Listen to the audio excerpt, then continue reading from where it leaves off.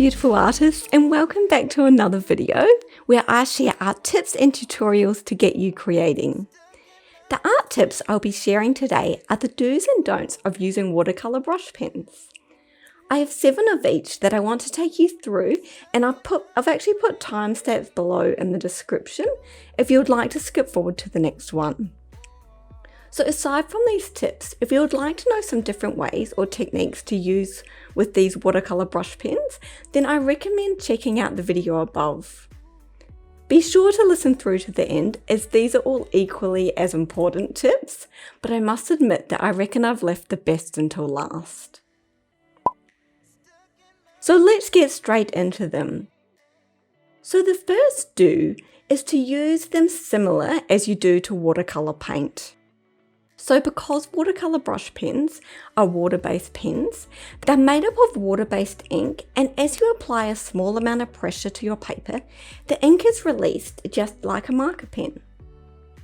However, these are very different to marker pens in the fact that yes, they are just as vibrant once applied to your paper, but if you add water either directly onto the pen or onto your paper, once you have applied the ink, you'll get a variety of values to your colour, just as you do with watercolour paint.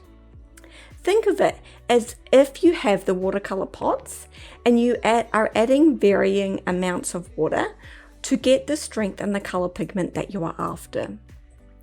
This will take a bit of practicing with to also find your preferred way of working, but it's good to trial and experiment with.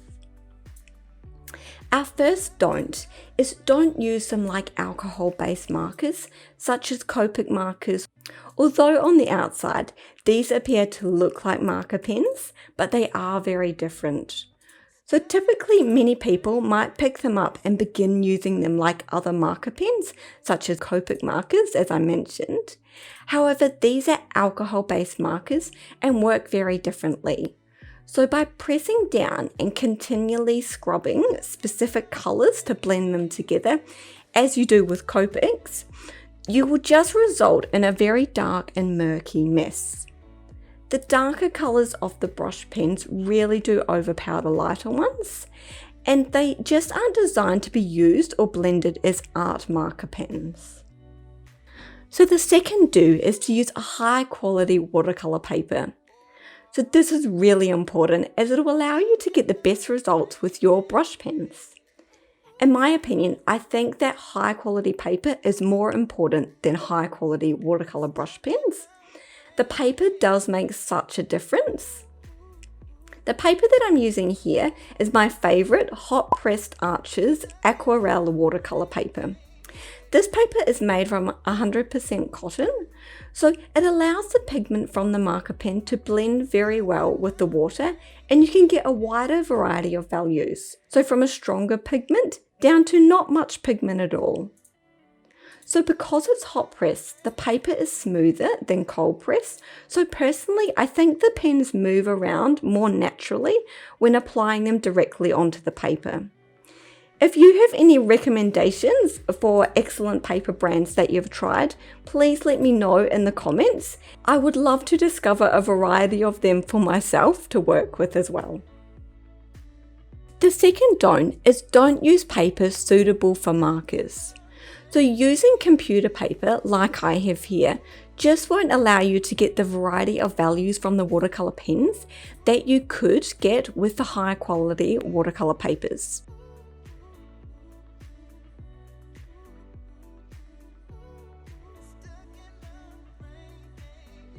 So notice that the water also makes the paper a bit soppy, and it just doesn't blend at all.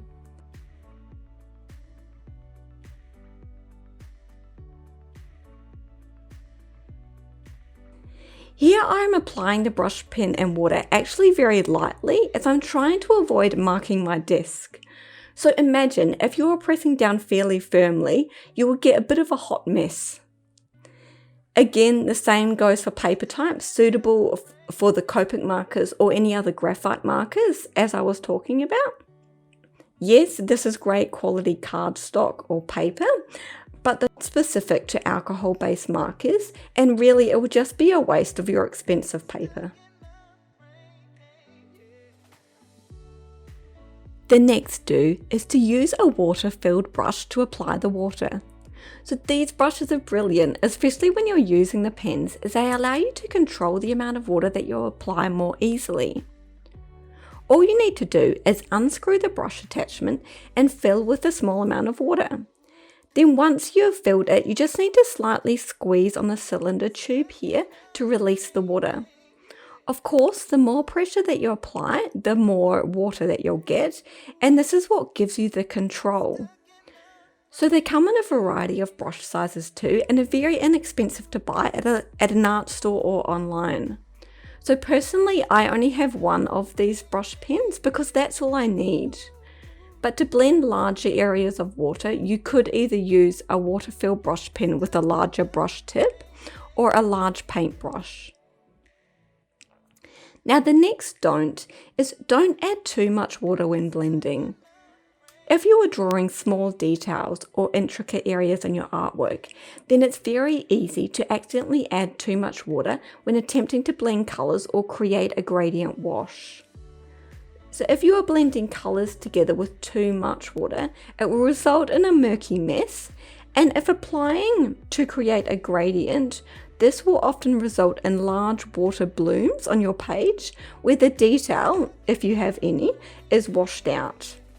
So really, it turns into a bit of a puddle.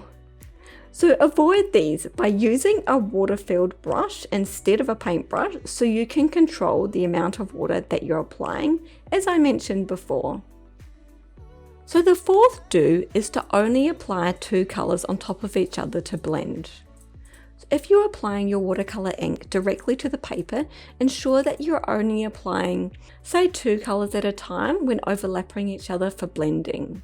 So this is just a general guide, and it's to avoid mixing another colour that you probably don't want, usually a murky brown. So remembering that you want to use these similarly as you do to watercolour pots, and generally you would just apply the same principle to them as well. So of course this is just very general and it's not in every circumstance. The fourth don't is don't apply a whole heap of colours over the top of each other. So this is something that I strongly recommend avoiding. As you can see me trialling it out here, the ink is just getting darker each colour that I overlap. Notice that I'm leaving the top of the flower without overlapping the colour, as I'm attempting to get a gradual blend. Now once I apply the water, the flower colour, it just turns into a strong and overpowering brown that I've applied last. There's a reason that these pens come in large packs, so 60, 90, even 120 colours. And this is the reason, is that you don't need to use a lot of colours and attempt to blend them. So as you can see, that it just doesn't really work. The fifth do is to keep your colour palette fairly simple. This again is a general principle, and I like to apply it to all of my watercolour paintings, as I found it especially important for these brush pens. Because they appear very strong and very highly saturated when applying them down onto the paper, just remember that less is often better. It is very, very easy to overdo your artworks, and is something that personally I'm trying to continue working on myself. In order to do this, I try to use a maximum of 3 colours for a specific subject matter within my composition, and then apply one of these colours elsewhere within the whole composition to unify the elements together, and continue to use less colours within the whole artwork. The don't here is don't use too many colours in your composition. So as I mentioned, using too many colours oversaturates and overcomplicates the artwork or area that you're working on. And this leaves the viewer no focal point, as there's just too much going on.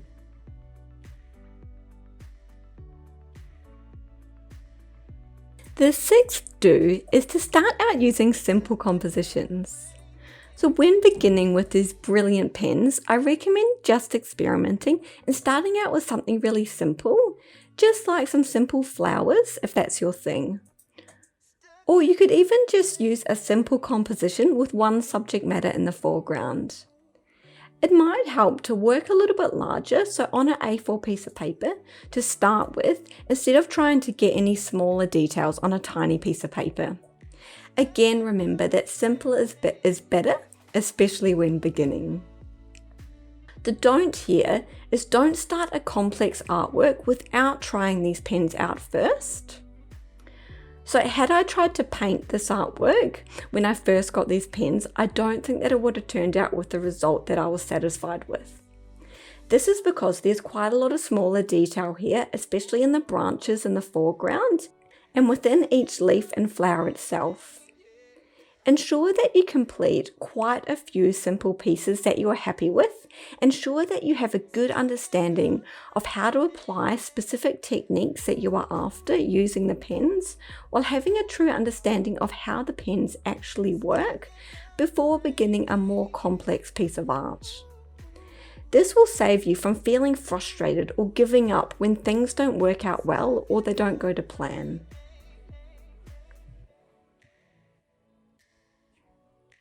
Our very last do is do apply your lightest colour first and then build your way up. This is what I think to be one of the most important principles, which is why that I've left it to lucky last. These pens work where you can't apply lighter hues over the top of darker ones and see them, so whether or not you're applying water. So you need to work from light to dark in a layering technique, just like you would with watercolour paint. I quite enjoy this way of working and applying the colour, as it allows the colours underneath to come through, especially when you don't completely cover them and blend them with those darker colour hues. If you are still looking to purchase some of these, then I highly recommend buying a larger pack to give yourself more variety of colour variations to use when layering. And if you have quite a few colours with slight differences, it helps give you many possibilities for building up the colours in your subject matter, only using a few at a time, of course. The very last don't is the opposite to our do, and it's don't work from dark to light. So like I mentioned, working from dark to light, it doesn't work. You simply can't see the lighter colours over the dark, as the colour pigment is just so much stronger within the darker colours. The colour pigment also pulls away so much more easily when using water than the pastel or lighter colours. So remember, you only need to apply a much smaller amount of the darker colours compared to the lighter ones.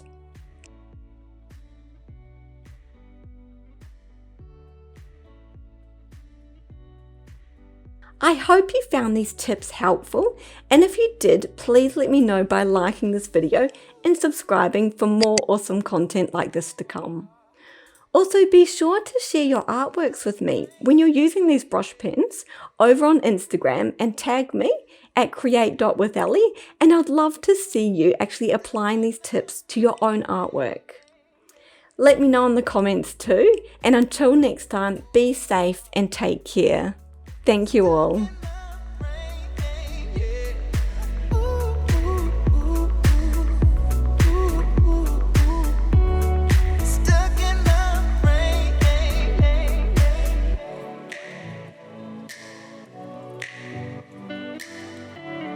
Stuck in the rain.